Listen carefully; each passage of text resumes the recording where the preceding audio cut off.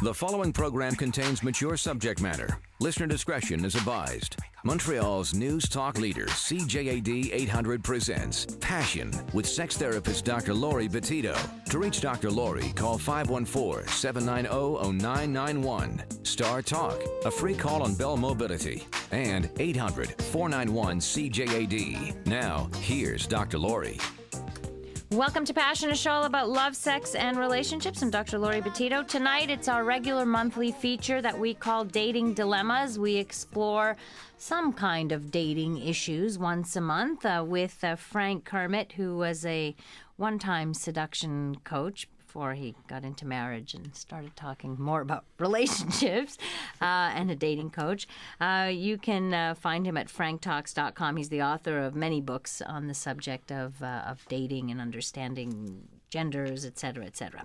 So if you are single, or you have questions about dating or meeting people, or how to be successful, how to understand the genders, how to pick up, you can call in and ask those questions tonight at 514-790-0991. You can also text us at 514-800. Tonight we're going to focus on May-December romances, or also known as age gap relationships, if you really want to get the technical. Some people don't. Actually, why are they called May-December romances?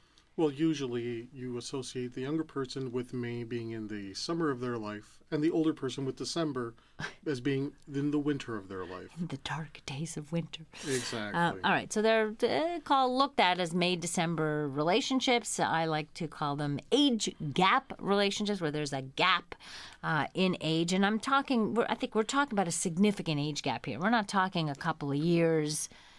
Not 4 or 5 years, which would be, I guess, pretty typical. Pretty typical. We're looking at some things like 20 years as a minimum, where one person could technically be the parent of the other person. Technically, yes. Technically. Yes, you're right. If there's at least 20 years apart, and the younger person happens to be in their 20s, and the person that they're dating is in their 40s, well, technically they could be dating somebody who's as old as their own parents. Right. Quite true. Actually, there's a Friends, a couple of episodes where Monica is dating, I forget his name in the show, but it's Tom Selleck. And Tom Selleck happens to be her parents' good friend. Mm-hmm. Same age, range and what have you. And not only that, he's a grandfather. Like one of the episodes, he's pulling out the pictures of his grandchildren. And so she's the same age as his kids are. That's an interesting question for people. What if your adult kid wanted to or was dating your friend? How would it feel? And I'd love to hear from people who've actually been down that path, who have experienced that, whether it's in their family or themselves, where they've had a relationship with a huge gap. And maybe you have questions about the difficulties or the issues related to that. I'd also love to hear from... when we talk about May-December romances, we're usually talking about the younger person being female. Yes. With a 20-year gap. But how often does it happen that a woman is going to be 20 years older than the guy that she's dating? I think that, let's say, 20, 30 years ago, it happened less often. When it did happen, it happened in secret. And now it's much more public. You have an entire cougar movement. Yeah, that's true. Where you have older women who are still sexually vibrant, who make it a point to take care of themselves, to look good, to be social, and who actively seek out and date younger men. I mean, you can have the first part without necessarily have the second part, seeking out to date younger men. And sometimes I think, well, what do they have in common with these much younger men? Une joie de vivre, an enjoyment of life. You got to remember that a young man might not necessarily have the same goals as an older man. An older man might be looking to settle down, start a family, if those are his interests. If he's a younger man, he wants to enjoy life. Maybe he's not really thinking about establishing a career, supporting himself. He's not really thinking about the future.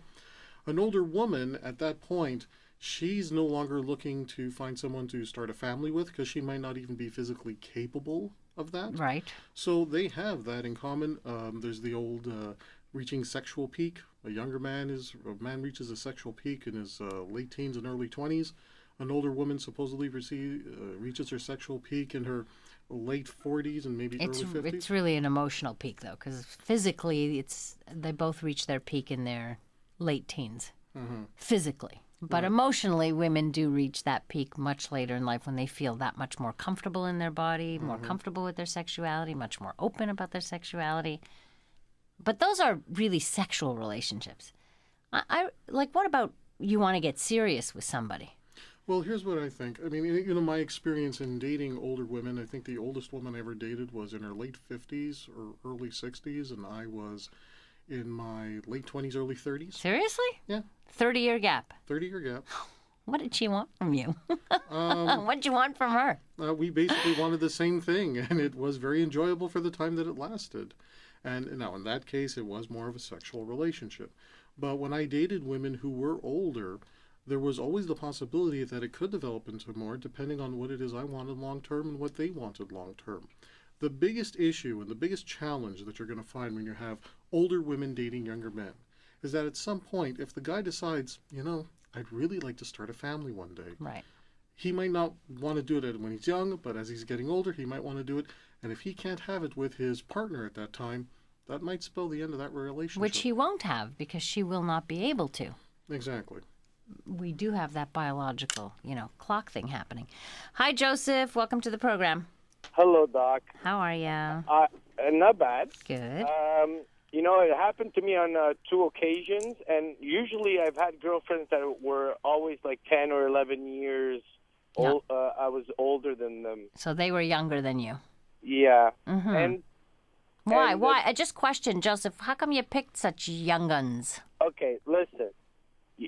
Sometimes men think with the wrong head, It was a sexual thing. Mm-hmm. It was like, for instance, one of them, believe it or not, she was 16. I got her mother's permission. Okay. Yeah, but... How old were you? That's it. Chill there for a second there, my little grasshopper. How old were you? I was about 36. You were 36. You're going to have the 16-year-old Joseph? What the heck did you have in common with a 16-year-old? And you're telling me her mother gave you permission? Whoa. Tell me.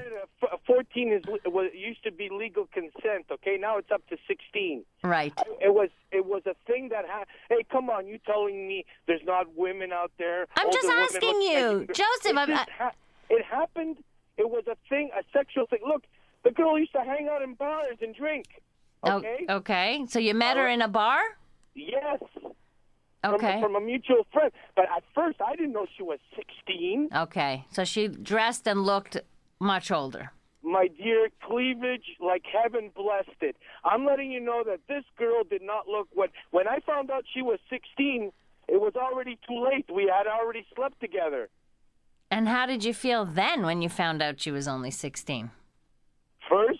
The first thing I said, wow, for an old man, not bad. And then so I have to be honest. And then after that, Joseph. Look, it's a like he said, he went out with an older woman. It was a sexual thing. And after the sex and everything and the novelty wore out, it was, back to something else, more I'm just wondering, for this 16-year-old girl who probably didn't have all that much experience, did she think it was just a sexual thing, or was she looking for more? Was she hoping for more?